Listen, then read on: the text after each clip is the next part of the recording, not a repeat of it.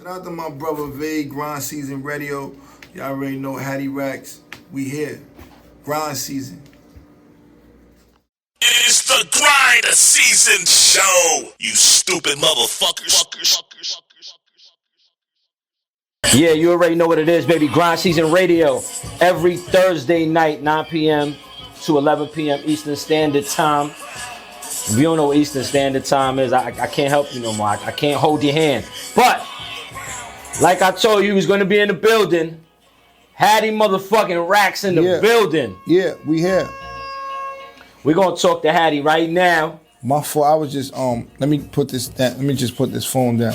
My man, I just got to give a big shout out to my man Green real quick. My man Green was he just sent me something on Instagram. My man Green was locked up in Arizona.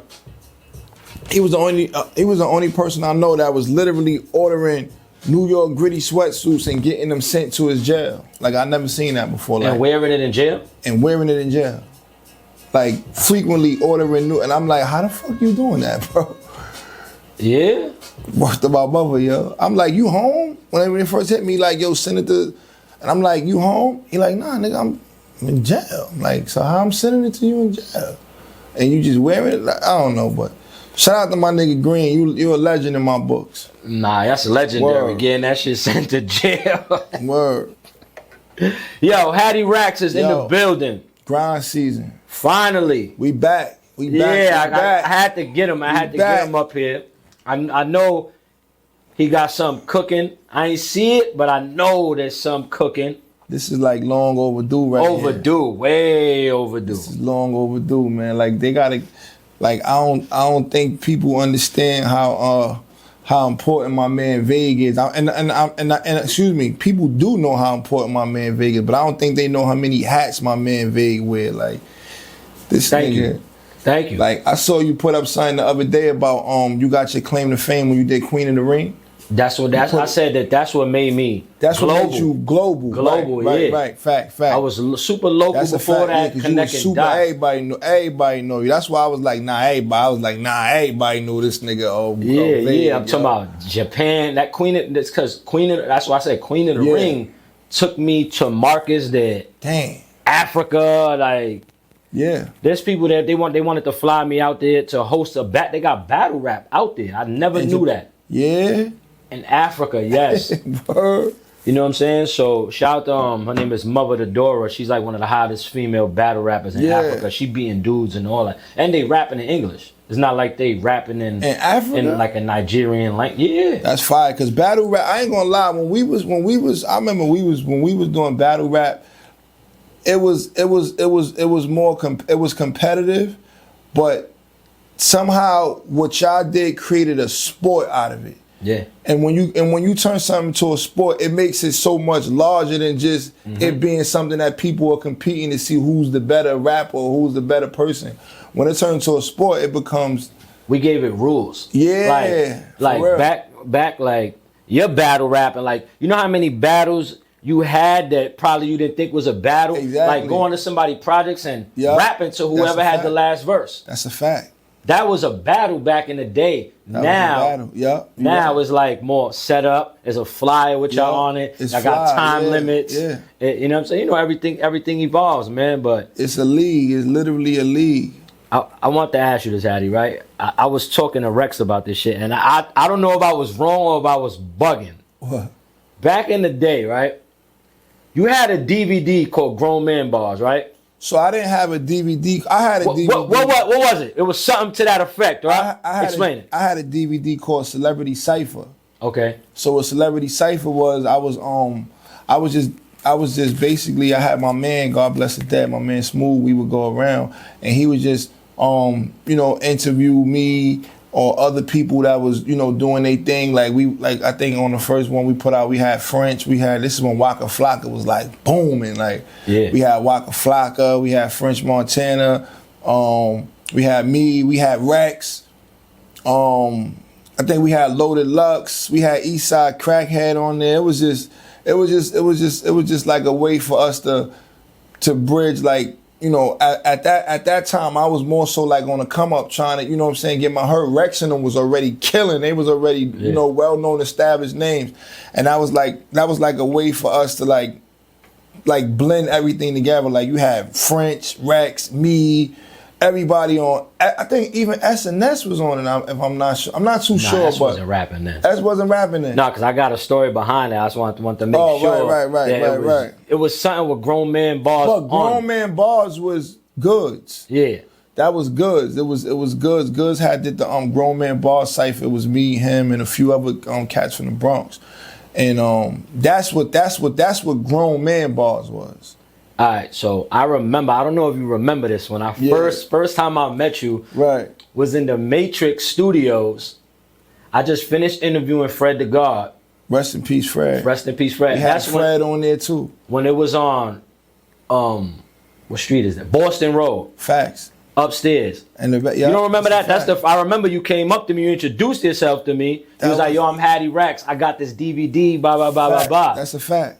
You remember that? I don't remember I was telling Rex. That is how we was doing it though. We was just like people who we like, like I said, your name was a name.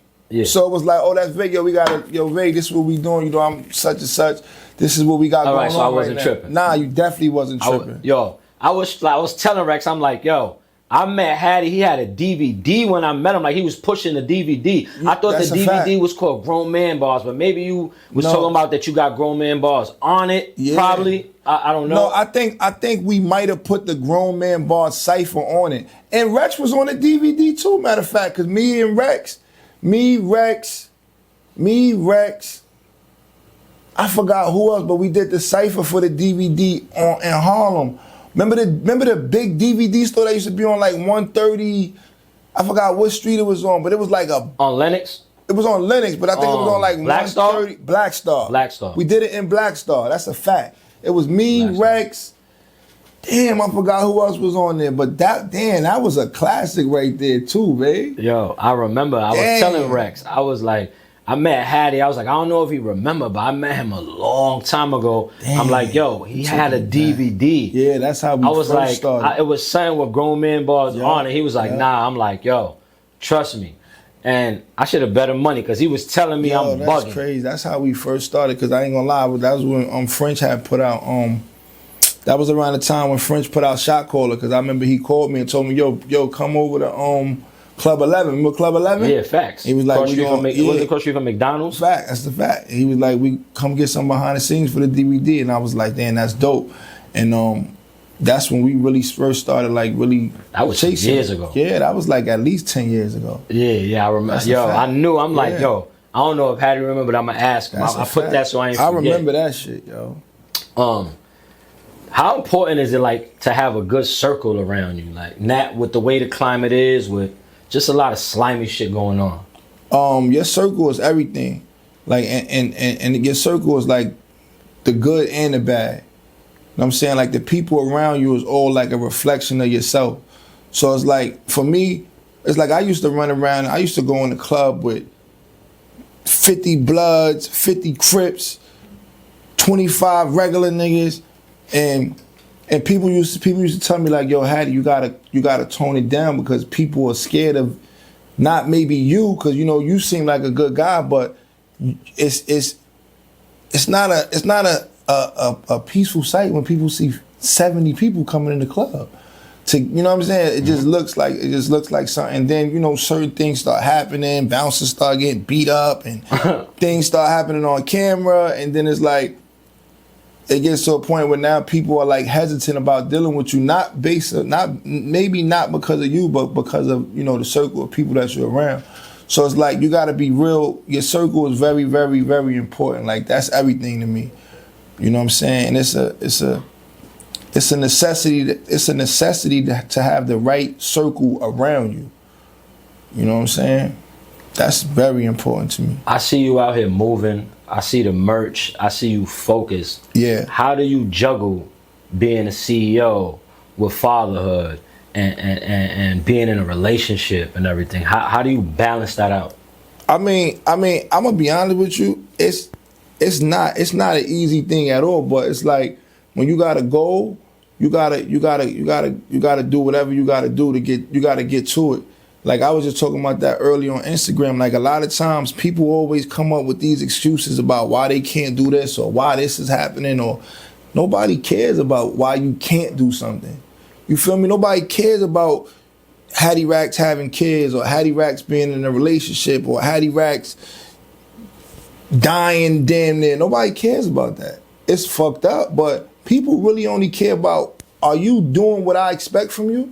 Like, and people, for me, people expect music. So it's like, if I'm not giving them music, I'm losing the people. I'm losing my people. So it's like, I can't really get caught up into my personal life. You got to know how to separate your personal life from your career, because your personal life and your career are two different things. But at the same time, if you can't separate your personal life from your career, you may not have a career. Like even today, like today I had to do mad stuff, but I still had to be here on time. You know what I'm saying? Like I had mad stuff to do, but it's like I still got to be here on time. So it's like this is how you juggle it. Like I had to go, like today I think we did like 20 hats today. You know what I'm saying? And I don't even live in New York. I live in Jersey, so it's like nobody cares that you don't live in New York. Can you bring me the hats? Can you come to Can you come to the interview? Can you come to the studio? Can we do the video? Like that's all people. So you just got to make things happen. This is a question. This is a little off topic that O was telling me today. How you feel about rappers now trying to charge $5,000 and $10,000 for an interview?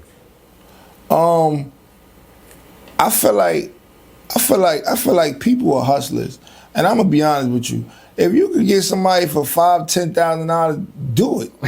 I'm gonna be real with you. If I could get a nigga for $5,000-$10,000, I'm gonna do it. But my thing is this.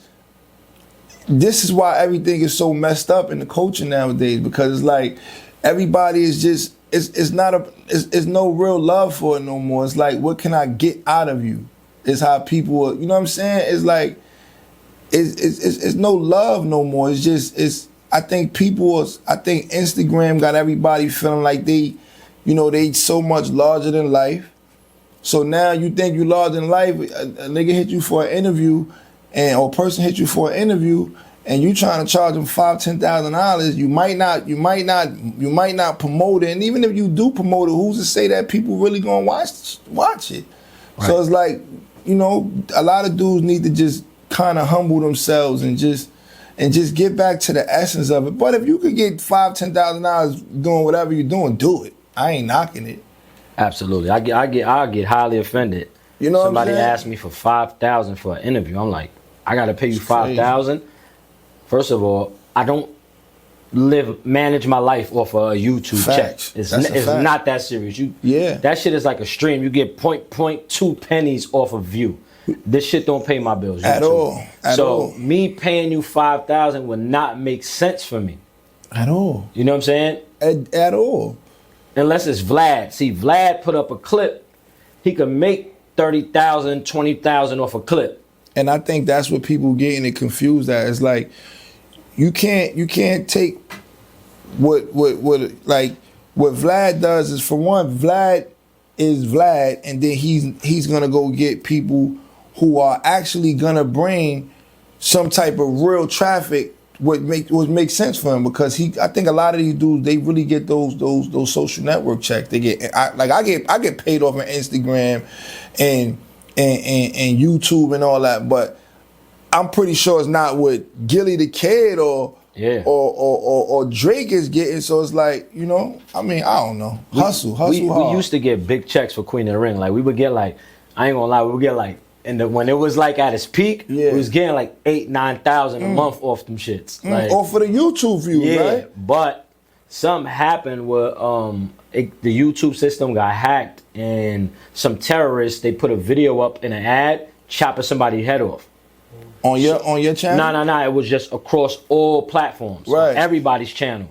So what YouTube did was, that was their excuse to stop paying us. And when I say us, you know what I mean? Like, all right, now, see? Now y'all got wild. Yeah. Now we want to pay y'all less money. Yeah. That's when it was like 2 cents a view, and you could get you know what I mean? 200,000 views, you get a check every month. Yo, that's that's actually what people That's what people are trying to do. But it's like you said, y'all created the lane for that.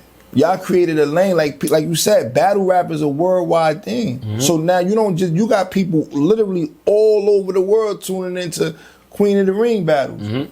So you know what I'm saying? It's definitely gonna generate that. How you feel about like the connection with social media? Because you said something about social media, mm-hmm. and I know you're always making these positive videos. I ain't gonna lie, I watch them shits to the end. Sometimes I repost them, but I watch them shits to the end, like, cause I know this. Wow. You going somewhere with it, and you make long videos. I'll be like, all right, let me sit down and watch this Hattie video real quick, and it's always a good ending to it, right? And how do you connect like mental health with social media? I think social media got people fucked up, bro. I ain't gonna lie to you. Social media got people so fucked up because social media has people comparing their. Nobody know your life more better than you know your life, right? Yeah. So nobody know my life better than I know my life. Social media has people comparing their real life to a person's highlight. Niggas don't post their failures on social media. They don't post when they don't look nice, when they don't really got a good haircut, a good outfit. You know what I'm saying? Like, they don't post that. They post when they dress, they got their haircut, you look good, you feel good. That's when you post on social media. So you sitting in your house and you ain't really, you know what I'm saying, you sunken in your sorrow, but you looking at another motherfucker on Instagram and you like, damn, he got this now? You comparing your real life to his highlight. So it's like social media got people's minds all fucked up. It's fucking people up because everybody feel like they gotta keep up. So it's like you keeping up with nobody, because a lot of these niggas ain't even doing what they really acting like they doing on social media. You feel me? I feel like I'm so transparent because I got a job. I'm a set dresser. Like, I got a career. I got a good job. Work on movie sets. Like, you lit. While they're shooting. Like, I work on movie sets. I'm always posting at work. Yeah, like, I just posted I was just talking about this on my podcast. I said, yo, I got accepted for food stamps. I think they heard that shit and I ain't get them. I called them up. They're like, nah. Yeah. I'm like, but y'all said I got accepted. I'm so transparent like that because I'm not living in that fantasy. Like, you can't. I know, like, you can't live in the. And you know what's crazy, right? I was talking to my cousin today, right? My cousin's a good guy. He got to take care of his family. Got a job, got a degree. You know, good guy. The nigga making like 100,000 a year, right? And he's still having his little, cause you know inflation is real right now. Yeah. So it's like it's no way in the world that everybody on social media is getting this money like that. So it's like people is mentally fucked up because they comparing their reality to a bunch of make-believe false shit. I done seen niggas put a bunch of chains on, be in a video, take the picture, and soon as the camera is off of them, they giving the shit back. Yeah. You feel me? So it's like you looking at it from a standpoint like, damn, this nigga got another chain, this nigga got another watch. Damn, son, I ain't got none of that shit. But you don't know that, nigga, that shit went back to the rightful owner as soon as the motherfucking picture was taken. I tell my son that, right? My son, he's 21.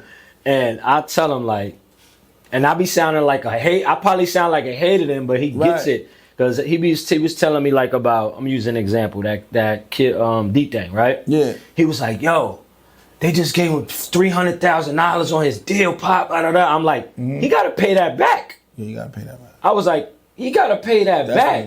I was like, yeah, they gave it to him. No, they didn't give it to him. They lent it to him. He has to pay that back. When he pays that back, then whatever he makes after that, if he don't take another loan, after he smoked this 200 that they gave him. Yo, you know what's crazy? I remember last year, they offered me a deal, right? And when they offered me a deal, it was. But when you really think about what they offering you, like in the beginning, it sounds like, oh shit, they offered me. But then when you think about it, nigga, that's what you getting. That's you probably make more than that in a year. You know what I'm saying? Like you probably make more than yo, no lie, bro. Like we hustlers. Like, you know what I'm saying? Like we real hustlers. Like like you said, when I met you, we was pushing a Celebrity Cypher DVD. Like, we gonna get it however we gotta get it. Absolutely. And a lot of people don't know, like we did last year we did the concert in the Bronx. Yo, I mean, like, it was a very, very successful concert. Like, financially, look-wise, it was, you couldn't get in there. I mean, we made great money that night. People had a good time. The artists that came out, they had a good time. So it's like, you just gotta hustle, bro. You gotta be a hustler, man. Like, and don't compare your life to nobody else's life, cause you don't never know what niggas is really going through out here. Focus on you. I tell niggas that all the time, bro. Focus on you. Focus on you. Don't worry about what nobody else. Your food on your plate gonna get cold worrying about my plate. And you eating it. I'm eating mine. You know what I'm saying? So it's just like, people gotta just stay in their zone, stay in their bag, because if you don't, it's we humans. It's natural for us to, not be see, there's a big difference between being a hater and maybe feeling a little jealous about shit. Like, oh, he did that. Oh, I gotta, you know what I'm saying? Like, don't ever become a hater, because when you become a hater, you get in your feelings, and that's some mental health issues right there in itself. Like, you a hater, like, nigga, don't be a hater. You got the same 24 hours that nigga got. Go get it. Do you think that still to this day that relationships are more important than money in the industry? I think that relationships are more important than money. Do I think that? I don't think so. And the reason why I say I don't think so, because how many niggas we know, how many people we know that we never heard of, probably been trying to get in position for X amount of years, and out of nowhere, they might get something that go viral, and now the whole world is, all the energy is coming to them now. So it's like, I feel like relationships are very important, but I feel like if you hot, you hot. Because even people who don't want to have a relationship with you, if they hot and they feel like they could use you or score for you, they're going to come to you. They're going to come, and they're going to come into your world. But it's like, when you ain't hot, it don't matter what your relationship is with a person. If you can't benefit from it, it's a pointless relationship. Absolutely. And speaking of relationships, where were you at when you got that phone call that you was going to be on a Gangsta Grills tape? Oh man, that was yo. You know what's crazy? I think when I got that call for the Gangsta Grills tape, I was like, I think that was when, I forgot when that was, but I know that was crazy for me, because we just put out Trench Talk, and me and Jim was like really like working on certain projects and certain records, and then he was like, yo, I'm about to do this DJ Drama album. You got to get on here. And it was like, I was working on another project, and we was going to Empire, and then we was going to Umbrella. So it was like, yo, we just gotta find the right record. And then when he gave me that record right there with Mano and Lyra Valley, I was like, damn, this is crazy. And it just felt good, because it was like, we grew up on Gangsta Grills. Like, that's like, just a Gangsta Grills project alone is a classic. You know what I'm saying? Like, absolutely. So I mean, that put me in a great space, and it gave me a lot of motivation, because I felt like that was like a milestone in my career. Like, you know what I'm saying? Mm-hmm. Being on the album with Jim Jones alone. Jim is a legend in this game, and then being on a DJ Drama, you know what I'm saying, mixtape, like, that was like classic for me. How did you? I always wanted to ask you this. I don't know why. I've seen you a million times. I know it slipped my mind, but you was the only one that I noticed that signed a Vamp Life that really wasn't like part of Bird Gang, but still was able to drop a full album, get the full promo, and get the full backing from Jim. How did you curate that situation? I think that was just something that we did like naturally. Like me and Jim got like a relationship outside of music from like mutual families and stuff like that. So like right now, Jim is telling me like, yo, bro, what's up? What we doing? Like, so it's just, when you get, so those are one of those relationships that you could, you know what I'm saying? Those are one of those useful relationships where it's like you can make use of a relationship with a person like Jim. So whatever I was on, Jim was on. Like, you know what I mean? Like, if we was putting out something, he gave me the support, backed me up, and just, gave me the motivation that I needed to know, like, we good. Let's put the music out, let's work it, and let's do what we do. You know what I'm saying? So I just always stayed in my bag. I just, sometimes we go through things in life that kind of slow us down, but like Jim always tell me, like, yo, Racks, you supposed to be dropping 4 projects a year, bro. Like, at your level, you supposed to be dropping 4 a year. Every quarter, every 4 months, you dropping something new. Whatever you need from me, I'm here, boom, boom, boom. Just do what you do, I'm gonna do what I do.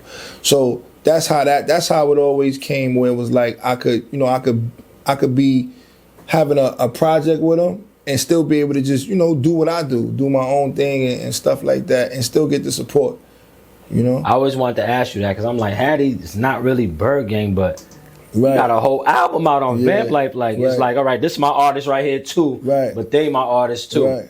Let's talk about, I heard you supposed to do an album with DMX. Yeah, so the project. Tell me about that. Yeah, that was how you met him. Like, how did that whole conversation come about? I met X one time. My man had called me and was like, my man called me at like 3 o'clock in the morning. And he was like, yo, come downtown, meet DMX. I'm like, yo, bro, I'm in my bed. It's 4 o'clock in the morning, bro. He like, nah, bro, please, just come down. So I'm like, all right, cool, I'm gonna come down there. So I go down there. Long story short, we was on the rooftop, and I think it was me, it was D, shout out to D. I'm not sure why I was there, but I know it was D, and there was a few other people there. It was a lot of us there, actually.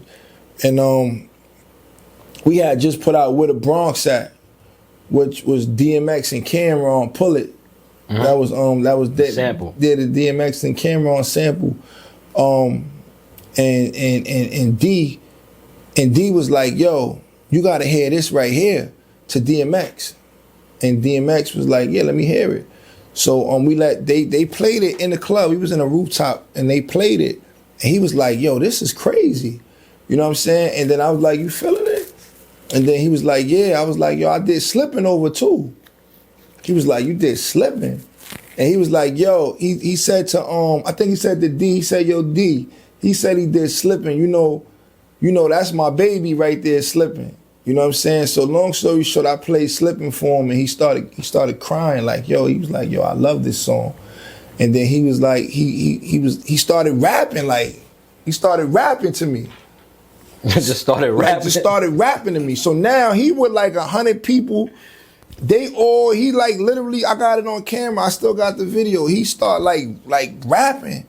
So I'm like, wow, I can't believe X is really rapping to me right now. So I start like rapping back. Like, I'm going, and then he like, this nigga's crazy. So he start rapping again. So I start rapping. We just going back and forth, just exchanging verses. Then he gave me a hug, a pound. And he told D, he said, yo, I want to do a whole album with this dude right here, yo. He was like, this nigga is crazy. Was that your first time meeting him? That was my first time meeting DMX, yo. That was my first time meeting him. And then he gave me his number.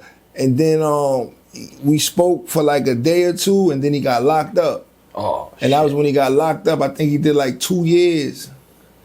And then yeah, but that was one of the moments right there.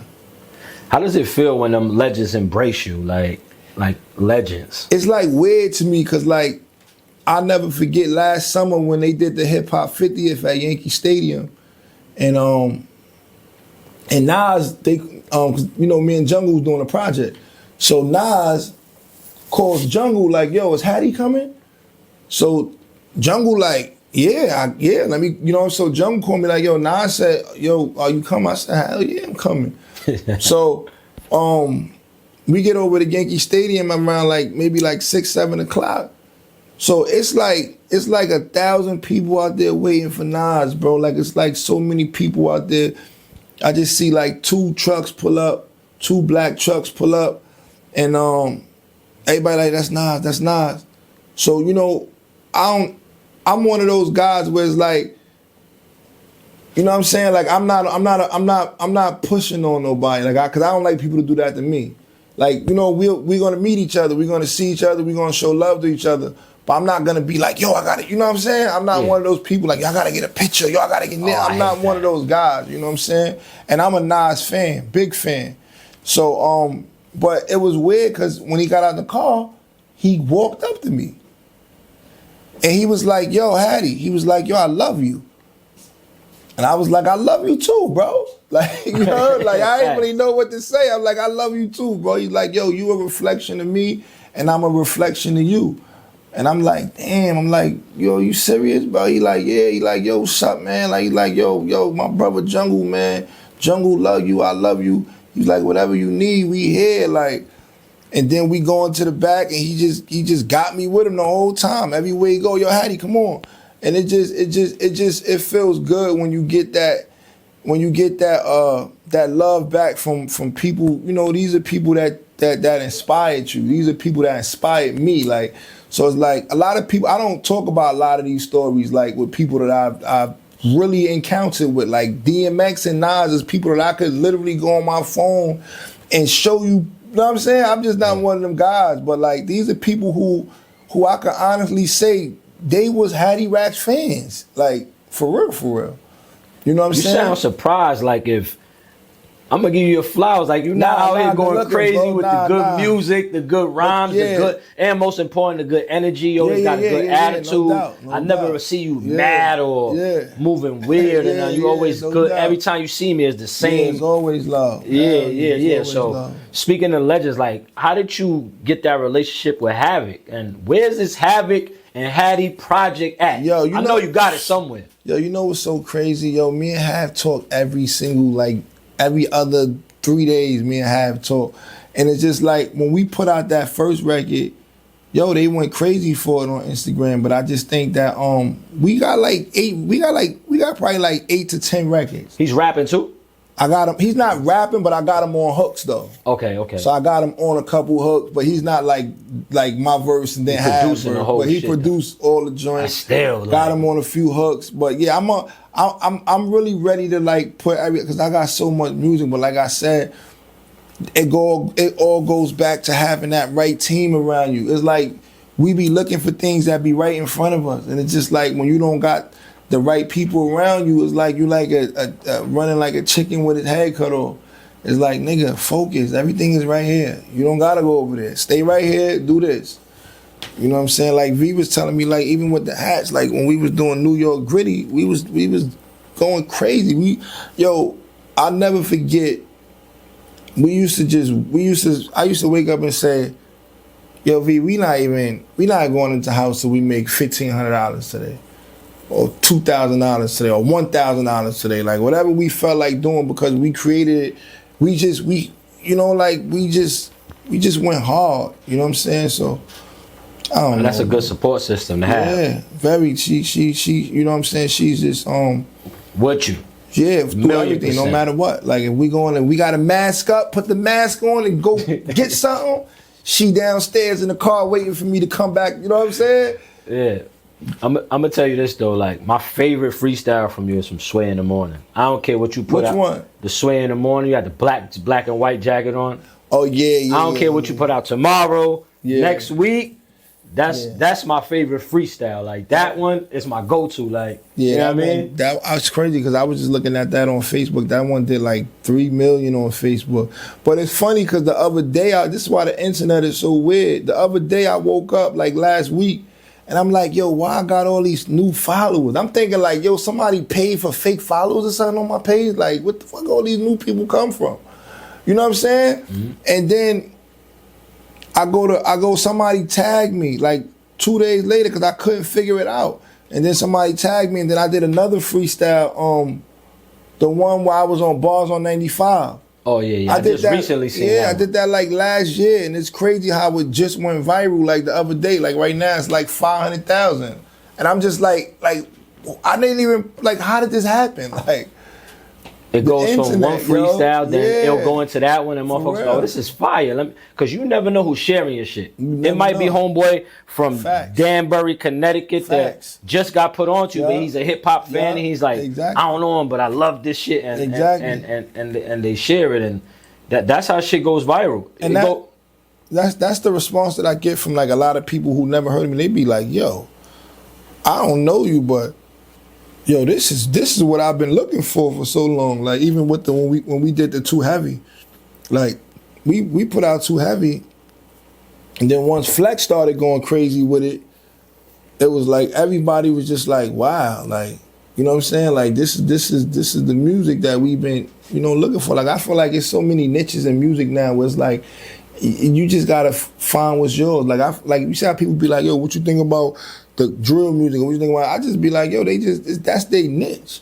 Like, you know what I mean? Everybody can have a niche now. That's the great thing about music. That's the great thing about how diverse music is nowadays. Like you don't have to put a seal on nothing. Like anything could go. Anybody can make money with music now. It's crazy. That is crazy. That is crazy because you got people with no talent kind of like going viral. Yeah. Versus people who actually have talent. Right. You know what I'm saying? And it's just a little weird to me. I was just like, you know what I'm saying? Agree. Like, how does that work? I think it's all about. I think it's all about, like, nowadays. I feel like lifestyle is more important than talent, cause like people buy into your lifestyle now. Like if you're a gang member, you got the gang members liking you now. If you a get money nigga, you got the get money niggas liking you. If you a rapper that talk, musician that speak about. I just feel like it's people just buy into lifestyle now. But if you can mix your lifestyle with talent, I feel like it's even because you get the rare people like even like my man, what's his name, Boss Man D-Lo. Like I like him, and when you sit there and really listen to him, he really be saying some shit. I like him. I like Boss Man D-Lo. So it's like I feel like it's just so many different lanes now for people to just generate income off of it and actually become successful at this art. How you feel about the New York music scene now? You think we got it back?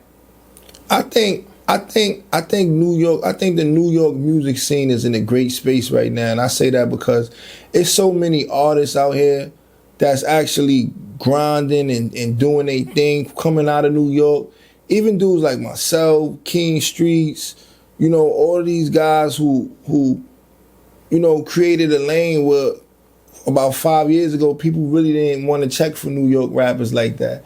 But I feel like now people really checking for New York rappers. Like they want to hear New York rappers now. They want rap. They want to hear rap. They want rap. They want rap. Excuse me, you're right. Not New York. They want rap. And I feel like people. You got the 38 Specials. You got Benny. You got Benny. You got Griselda. It's like they want to hear that. Ransom is going crazy. Ransom is going crazy. He sold out Urban Plaza. And that's my point. It's like anybody, if you just gotta be dope. You gotta create your lane, and you gotta stay consistent. A lot of times, people don't stay consistent, so you'll never know what you really could do if you inconsistent. It's like you just can't stop going. But I feel like the New York music scene right now is in a great space because there's so many different people on so many different levels. You got your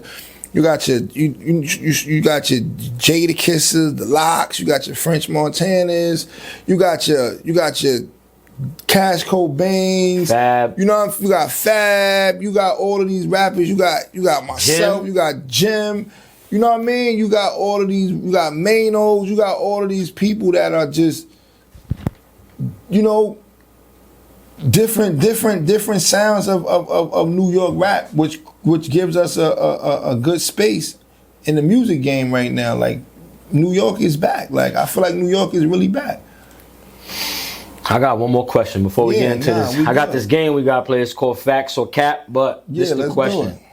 What's one thing you learned about record labels that you didn't know before you actually sat in the office and signed, like as far as Empire or VL? Like, what's one thing that you didn't know that you was like, oh shit, like I didn't know this? That everything is outsourced. Okay. Everything is outsourced. Like if you got what record labels have that most people don't have is they have outsourced. They have people who outsource, and they have the funding to put behind it the necessary people they need to do the outsourcing. So it's like, for example, you get a deal, right? And they give you a budget, and a huge part of your budget, goes to your production and your marketing. Right, but the record labels are not doing it. They're outsourced. They're going to people that are doing it for them. They're going, and then a lot of times, you know, when they say the machine is just these people that are behind you or that are behind whatever you doing, and they're just giving you these hits and these hits and these hits, and they're giving you these high numbers, but that costs money. Like, it's all up, you know what I'm saying? Like even when we did Too Heavy, V, what she did was she marketed it, and we put like money into advertisement and stuff like that. And it started to, like, after Flex played it on the radio, it started to go viral on the internet because of the marketing behind it. So it's like, what I learned from like record labels is that if you got the funding and you got the people that can outsource, and you got your PRs, and you got your radio hosts, and you got your podcasts, and you got your you got your street team, and you got and you could provide the means to keep all of these engines running, you don't necessarily need a record label. You feel me? You just need to keep these engines running. That can and then what happens is, when you keep these engines running and you keep these engines going, they start to create new engines for you. They open up new doors for you. But a lot of times, people don't have the funding, and they don't have the outs. They don't have the people to outsource. They don't know who to go to. So I didn't realize that until people was like, "Yo, bro, you don't really need a record label. Like, you just gotta make sure you get hot, and you gotta make sure you got money to market your stuff. You gotta make sure you and it doesn't matter, how much money you got. You can market something with $10 on Instagram, on social media. You feel me? So you just gotta do it. Like, and I feel like that's something that I never really paid mind to. That a record label is just people who have the funds to put behind your marketing. You know what I'm saying? I feel like marketing is what makes celebrities, what makes stars. Mm-hmm. Advertisement is what makes stars, like, you know what I mean? So I heard that from Tory Lanez when he bought him, so he spoke about that. Yeah. Because I watch all the interviews and I listen, I pay attention to what's the important shit. Mm-hmm. Not a Megan Thee Stallion story. I'm listening to and he said that when he bought himself out his deal, what he did was he hired the people that the labels were hiring. Exactly. And like you said, the outsource. Exactly. He said, well, I'm going to pay you to hire them, and I'm going to skip you, and I'm just going to hire them directly. Exactly. That's a fact. So I'm going to get into this Too Heavy joint, because I like this shit. I love the sample. Shout out to my man Cover. For sure. We're going to come back. Facts or Cap with HADDY RACKS. You already know. Grind Season Radio, baby. You already know. Yeah. Every Thursday, 9 p.m. to 11 p.m. Eastern Standard Time. And every Saturday and Sunday from 1 o'clock to 3 o'clock, I'm giving y'all the brunch vibes from 1 to 3, commercial-free music right here exclusively on the BX Boys radio app. HADDY RACKS. Yo, it's in the building. We back. Hey, yo, tomorrow we my hat look good and all that. Hold on, my bad. Tomorrow we gonna be over at the Hut. My man Vic is doing a back to school drive for all the kids. People could bring out their kids, bring out your families. We're gonna be at 1489 Williamsbridge Road in the Bronx. What time? The drive is from 2 to 8. I'm gonna pull up. Can you get that on camera real quick? So I can show my man Vic some love. Yeah, so like I said, tomorrow we gonna be in the Bronx. My man, shout out to Vic from the Hut. We doing a toy drive, a back to school drive, a back to school drive, giving out clothes, games. We're gonna have the fun houses out there. We're gonna be in 1489 Williamsbridge Road. Bring your kids out, bring your families out, bring whoever you want out. We're gonna be there from 2 to 8 p.m. Vic's Music Hut. Cross street from McDonald's, cross street from the gas station. McDonald's, 1489 Williamsbridge Road. Make sure you pull up. Come get some book bags. Come have some fun. Come get some love. It's gonna be food. It's gonna be a friendly event. Make sure y'all there. I'ma be there. Vague said he coming through. I'm coming. We lit. I'm gonna come and bring the cameras out too, so I can document it too. Oh, that's dope. That's dope. So, bring your kids out. We got the bouncy house and all at the mall. Say less. So, always at the end of the interview, I always come with this game I made up. It's called Facts or Cap. I ask you 10 questions. It's either facts or cap. Simple, not rocket scientist. And the first question is, the earth is flat. Cat. Diddy is bisexual. Je ne sais. The Bronx is the dirtiest borough. Cat. Okay. Raekwon is a better rapper than Ghostface. N.A. I can't. I see those. I can't answer that because Ghost and Ray is like. That's like. Red and Meth. Yeah, that's like Red and Meth. So it's like they the guys. The club scene is overrated. Facts. Havoc is a better producer than DJ Premier.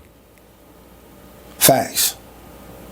Home cooked food tastes better than restaurant food. It depends, because when you go to Puerto Rico, the food is different out there, man. I heard you want to move out there. Food is different in Puerto Rico. I'm gonna say cat. Okay. The Bronx has the hottest artists coming out of NYC right now. That's a fact. A muscle car is better than a luxury car. Cat.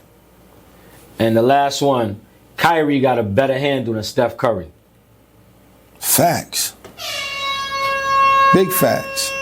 Hattie Racks, thank you very much. You know I love you, my brother. I love you thank too. You Thank you coming. for having me, bro. Give all your Instagram, your website for the New York Gritty, all that. Yeah, follow me on that Instagram at Hattie Racks NYC, NewYorkGritty.com. Definitely catch me on that grind season.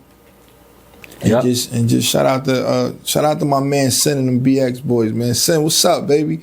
Shout out to my dog, that's my nigga. And big shout out to my man. Oh, I don't think people know. Yeah. But yo, don't leave it out there too long, bro. Yo, let me tell y'all. Yo, I remember when I was doing so many interviews, right? Yo, he was lining up so many interviews for me. What? Yo, bro, like for real, like it was to the point where like every day we was doing a different interview. I gotta give you your flowers, and I just gotta let you know I appreciate you for I'm right here. Matter of fact, you the one who told me to come here, right? Yeah. No, Vague told me to come here when I saw you in we both bumped into you, but I told him yeah, to it was hit like you. at the same time. Yeah, At the yeah, same yeah. time. Yeah, so I mean, you know, I just want to give you your flowers, man. Like, and just you're a very, very important person, even in my career. Like, I've done a lot of interviews based off of you. So thank you, bro. That's why I got That's why you're part of my show. That's a great man, and that's a part of that circle. Yeah. You know what I'm saying? Yep. So big shout out to O. That's why I make sure O is good. Like, Word up. like whatever, you know what I mean? I let Yeah. O do Yeah. that. Like you, because I could do all the bookings. Yeah, you could But I'm do like, that's easy I for want you. people to, you know what I'm saying? Like, oh, do that so they know he's part of this. You know what I'm saying? Yo, this nigga O is hitting me. I'm like, nigga, ain't you in Jerusalem somewhere? Yeah. He like, yeah, but can you do this interview on Thursday? I'm like, yeah, I'll be there, yo. He was in Israel. I remember I used to talk to him on FaceTime. That It'd ass, be midnight. yo. And he was just Word. waking up. He's like, yo, you doing your radio show? I'm like, yo, I'm leaving the studio, Word man. up, yo. Salute. But Hattie, bro.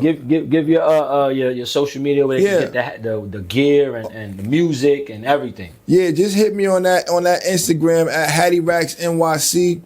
Musically, you could, I mean, you know, any streaming platform. But New I record out. The new record out. We got the whole new project coming out next Thursday. So next Thursday we dropping. I'm stuck between calling it the Quick Flip. Maybe y'all can help me out. Stuck between calling it the Quick Flip or calling it From Pain to Progress. Now, it's 5 tracks, and the reason I got so much music, but it was like I'm getting back into the groove of everything, and I wanted to do a project where it was like I didn't have to put too much effort into it. And because there's so much music laying around, I'm like, you know what, let's give him the quick flip. We all hustlers. Everybody that's a hustler know what a quick flip is at the end of the day. But after listening to it, I said, I think I kind of like pain to progress. But I don't know what we're going to call it, but we dropping it next Thursday. And just it's great music on there. It's pain, it's progress, How about it's all this? that. Next Thursday is my radio show, right? It's every Thursday. I'm gonna premiere the whole album. The whole Oh, project. we lit. Yeah. That's what we doing. I'm gonna play all That's 5 what we songs doing. That's what we doing, man. on the show. Yeah. I said it. Yeah. I promise. Yeah, that's what we doing. Salute to my brother Vague. We here.